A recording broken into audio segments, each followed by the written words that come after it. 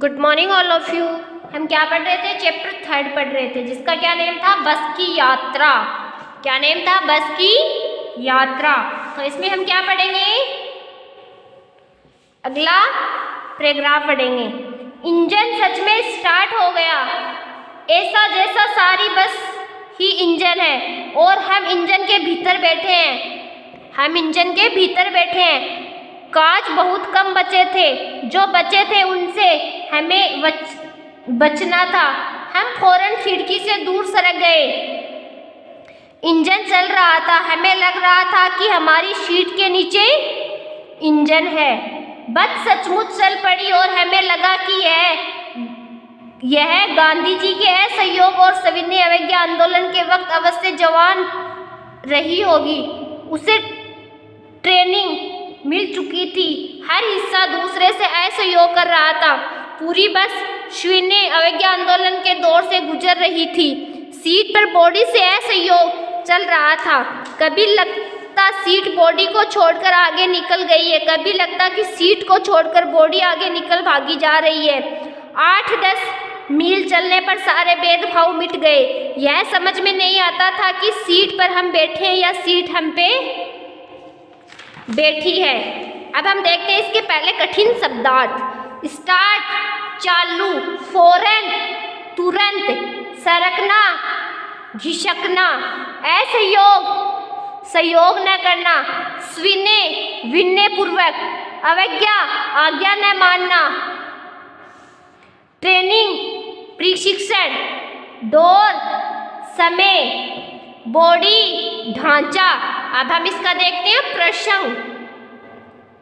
प्रस्तुत गद्यांश हमारी पाठ्य पुस्तक वसंत में संकलित हरिशंकर वरसाई की कहानी बस की यात्रा से लिया गया है। लेखक ने इस गद्यांश में इंजन चालू होने पर बस की दशा का वर्णन किया है। अब हम देखते हैं इसकी व्याख्या। लेखक को बस की जर्जर हालत देखकर विश्वास नहीं हो रहा था कि उसका इंजन स्टार्ट हो जाएगा, लेकिन थोड़ी देर बाद ही इंजन चालू हो गया। इंजन के साथ सारी बस धड़धड़ा रही थी। ऐसा लगता था कि मानो सारी बस ही इंजन थी और वे बस के अंदर बल्कि इंजन के भीतर बैठे हो। बस की लगभग सभी खिड़कियां के कांच टूटकर गिर चुके थे। लेखक और उसके मित्र यह देखकर खिड़की से दूर सरक गए। कभी भी कोई कांच टूटकर उसे घायल कर सकता था।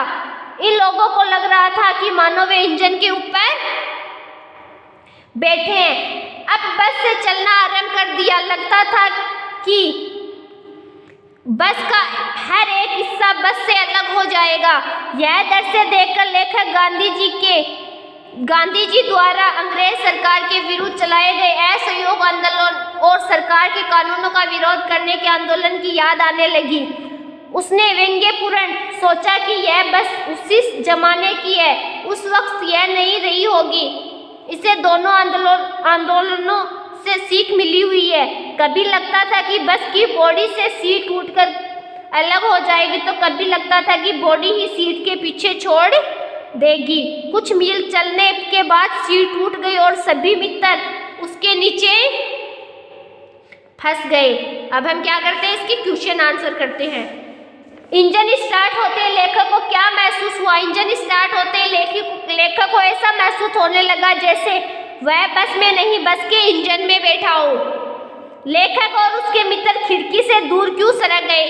खिड़कियों में बाकी बच्चे कांच टूटकर उनके शरीर में चुभ सकते थे, इसलिए वे खिड़की से दूर सरक गए। लेखक को गांधी जी के असहयोग और सविनय अवज्ञा आंदोलन का स्मरण क्यों हुआ? लेखक को लग रहा था कि बस का हर एक हिस्सा उसके अलग होने वाला है। गांधी जी ने भी अंग्रेज शासन के विरुद्ध असहयोग आंदोलन चलाया था। 8-10 मील यात्रा करने के बाद लेखक को क्या अनुभव हुआ? 8-10 मील चलने के बाद सीटें टूट चुकी थी और लेखक तथा उसके मित्र उनके बीच में फंस गए थे। अतः कौन किस पर बैठा था यह समझ पाना कठिन था। अब हम देखते हैं अगला पैराग्राफ। एकाएक बस रुक गई। मालूम हुआ कि पेट्रोल की टंकी में छेद हो गया है। ड्राइवर ने बाल्टी में पेट्रोल निकालकर उसे बगल में रखा और नली डालकर इंजन में भेजने लगा। अब मैं उम्मीद कर रहा था कि थोड़ी देर बाद बस कंपनी के हिस्सेदार इंजन को निकालकर गोद में रख लेंगे और उसे नली से पेट्रोल पिलाएंगे, जैसे माँ बच्चे के मुंह में दूध की शीशी लगाती है। बस की रफ्तार अब 15-20 मील हो गई थी। मुझे उसके किसी हिस्से पर भरोसा नहीं था। ब्रेक फेल हो सकता है, स्टीयरिंग टूट सकता है। प्रगति के दर से बहुत लुभाने थे। दोनों तरफ हरे भरे पेड़ थे जिन पर पक्षी बैठे थे। मैं हर पेड़ को अपना दुश्मन समझ रहा था। जो भी पेड़ आता डर लगता कि इससे बस टकराएगी। वह निकल जाता तो दूसरे पेड़ का इंतजार करता। झील दिखती तो सोचता कि इसमें बस गोता लगा जाएगी। अब हम देखते हैं इसके शब्दार्थ। एकाएक, अचानक, उम्मीद, आशा, रफ्तार, चाल, वेग, भरोसा, विश्वास, लुभावने, सुंदर, मन को अच्छे लगने वाले, दुश्मन, शत्रु, गोता, डुबकी। अब हम इसका देखते हैं प्रसंग। प्रस्तुत गद्यांश हमारी पाठ्य पुस्तक वसंत में संकलित हरिशंकर परसाई की कहानी बस की यात्रा से लिया गया है। पेट्रोल की टंकी की छेद हो जाने की घटना से लेखक को लग रहा था कि बस के साथ कुछ भी हादसा हो सकता है। अब हम देखते हैं इसकी व्याख्या। लेखक कहता है कि अचानक पेट्रोल की टंकी में छेद हो जाने से बस रुक गई और ड्राइवर पेट्रोल बाल्टी में भरकर नली से इंजन में पहुंचाने लगा तो लेखक को लगा कि अब थोड़ी देर बाद इंजन को भी ड्राइवर निकाल कर गोदी में रख लेगा और जैसे माँ अपने बच्चे को गोद में बिठाकर शीशी से दूध पिलाती है, उसी प्रकार यह इंजन को नली से पेट्रोल पिलाएगा। इस कारण बस की रफ्तार केवल 15-20 मील प्रति घंटा हो गई थी। लेखक को लग रहा था कि बस का कोई भी हिस्सा कभी भी खराब हो सकता था, ब्रेक फेल हो सकता था या स्टीयरिंग टूट सकता था। लेखक दृष्टि बाहर गई तो बड़े सुंदर प्राकृतिक दृश्य दिखाई देने लगे। सड़क के दोनों ओर हरे भरे वृक्ष थे, उन पर पक्षी बैठे हुए थे, लेकिन लेखक मन में डरा हुआ था। उसे लगता था कि बस किसी भी पेड़ से टकरा सकती थी। उसे हर आगे आने वाले पेड़ दुश्मन जैसा लग रहा था। जब उसे रास्ते में कोई झील दिखाई पड़ती तो इसे लगता कि बस झील में गिरकर डूब सकती है। अब हम देखते हैं इस पैराग्राफ के क्वेश्चन आंसर। पेट्रोल की टंकी में छेद होने पर ड्राइवर ने क्या किया? टंकी में छेद होने पर ड्राइवर ने बाल्टी में पेट्रोल भरकर नली के इंजन तक पहुंचाने लगा। अगला क्वेश्चन क्या है? 8-10 मील चलने के बाद बस की रफ्तार कितनी हो गई?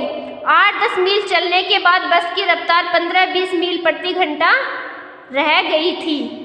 अगला क्वेश्चन क्या है? लेखक ने मार्ग के प्राकृतिक दृश्य का वर्णन किस प्रकार किया? लेखक ने मार्ग के प्राकृतिक दृश्य का वर्णन करते हुए कहता है कि दोनों तरफ हरे भरे पेड़ थे जिन पर पक्षी बैठे हुए थे। अगला क्वेश्चन क्या है?